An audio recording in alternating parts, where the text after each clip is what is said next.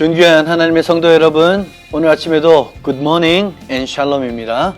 하나님의 말씀은 살았고 운동력이 있다라고 하는 말씀이 있죠.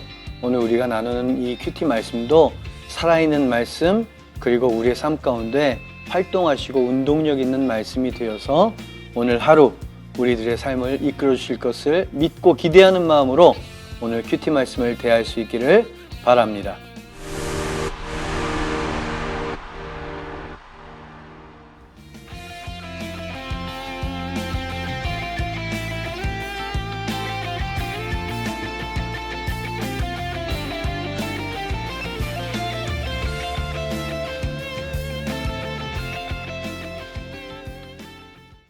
오늘 우리가 같이 나눠보길 원하는 말씀은 사도행전 24장 21절에서 27절 말씀입니다. 바울이 긴 재판을 받고 있는 이야기죠.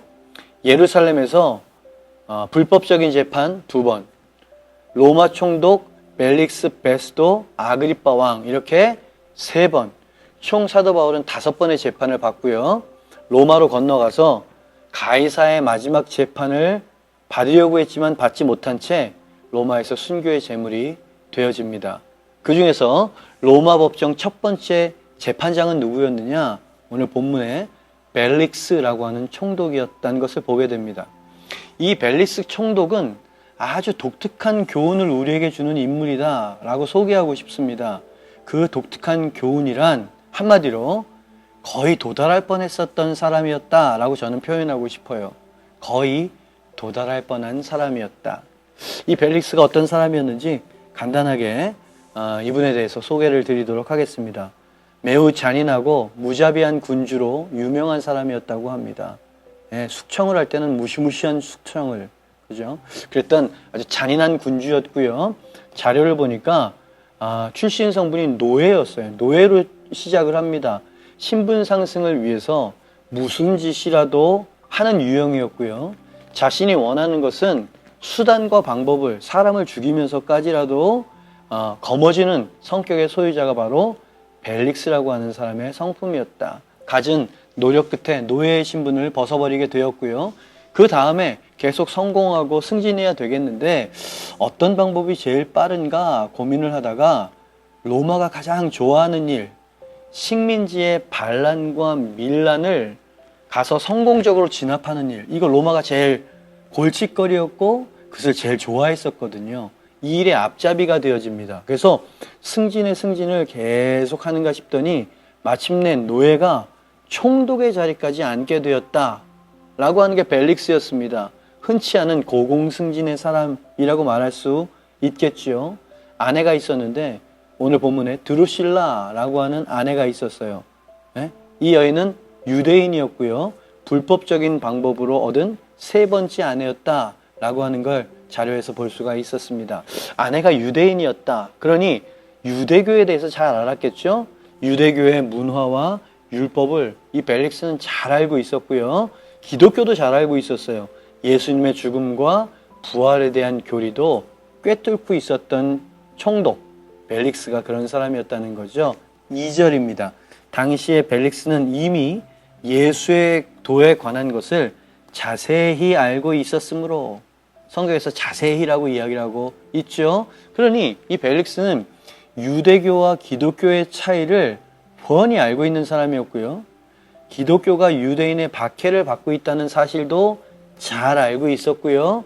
그러한 관계를 정치적으로 이용할 줄도 아는 그런 종류의 사람이었다는 거죠. 근데 이 벨릭스가 아주 특이한 점이 하나가 있었다라고 이제 누가가 오늘 본문에 이야기를 하고 있는 거예요.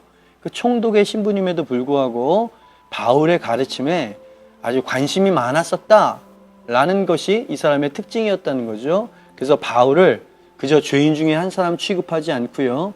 2년 구류시키는 기간 동안에 개인적으로 불러서 기독교의 진리를 아주 자주 들었다라고 24절 말씀에 기록하고 있습니다.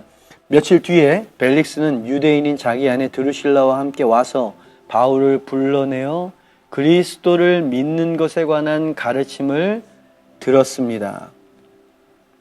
여러분, 개인적으로 그리스도를 믿는 도를 청했던 총독은 벨릭스 이외에는 없었습니다.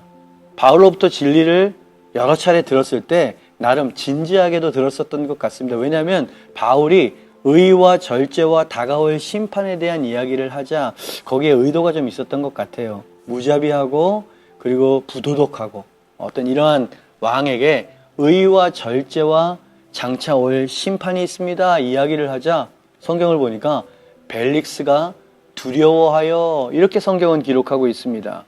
바울의 이 가르침을 한 귀로 듣고 한 귀로 흘려보내는 그런 사람이었다면 심판에 대한 메시지 앞에 두려움까지 느꼈겠습니까? 자, 이 모든 것들을 정리해 보자면 기독교의 엔간한 교리는 다 알고 있었고요. 진지한 마음으로 그 가르침을 받기도 했었고요. 다른 사람도 아닌 사도 바울에 의해서 2년 동안 틈나는 대로 자주 교리 레슨을 받았던 이 사람은 어쩌면 누구보다도 구원과 영생에 가장 가까이에 있었던 사람이었다라고 말할 수 있지 않겠습니까? 그렇죠. 그러나 이 사람은 복음의 노크소리보다 탐욕의 노크소리에 마음의 문을 연 사람이었다라고 성경에서 오늘 기록하고 있는 것이에요. 복음이 마음을 크게 두드리는 소리가 들려옵니다. 복음의 노크소리가 들려와요. 그러나 그 마음은 늘상 죄인들의 뒷돈을 챙겨내듯이 바울과의 만남 중에도 뇌물을 받을 심산이 더 컸다는 거예요. 25절, 26절입니다. 지금은 가라. 내가 틈이 있으면 너를 부르리라 하고 동시에 또 바울에게서 돈을 받을까 바라는 거로 더 자주 불러 같이 이야기하더라. 많은 성경의 이야기 가르침을 듣는 것도 좋아했지만 그 자주 부르는 그 저변에는 바울, 너 친지 중에 너 출신 성분도 있고 네 주변에 부자들도 많다고 하는데 뇌물 갖고 와. 그러면 내가 풀어줄게. 이런 의도가 있었다는 거죠. 여러분, 이런 두 마음이 동시에 존재할 수 있음이 놀랍지 않습니까? 복음의 메시지에 마음에 큰 울림이, 움직임이 있음에도 불구하고 다른 한편에서는 돈을 뜯어내려고 하는 마음이 공존할 수 있다는 것이 참으로 놀랍습니다. 벨릭스는 구원과 탐욕의 갈림길에서 탐욕을 선택한 비운의 사람으로 오늘 본문에 기록되어지고 있는 거죠. 네, 벨릭스를 저는 이렇게 표현하고 싶습니다. 구원에 거의 가까이 다 있었지만 결국 도달하지 못한 사람. 영생을 얻을 뻔했지만 결국 얻지 못한 사람. 양심의 가책까지는 다가갔으나 진정한 회개까지는 이르지 못한 사람. 그래서 제가 벨릭스를 거의 도달할 뻔했었던 사람이라고 제가 명명하고 싶다고 말씀을 드렸던 것입니다. 여러분, 얼마나 슬프고 안타까운 이야기이겠습니까? 왜 벨릭스는 진리의 문턱에서 미끄러져 버렸었던 것일까요? 많은 사람들이 우상으로 섬기고, 그죠? 우상이 별겁니까? 하나님보다 더 사랑하고 쫓는 것이 우상이지요. 벨릭스가 왜 진리의 문턱에서 미끄러져 버렸던 것일까? 대답은 물욕과 자기 권력을 유지하기 위해서 유대인들의 압력에 굴했던 타협 때문이었다.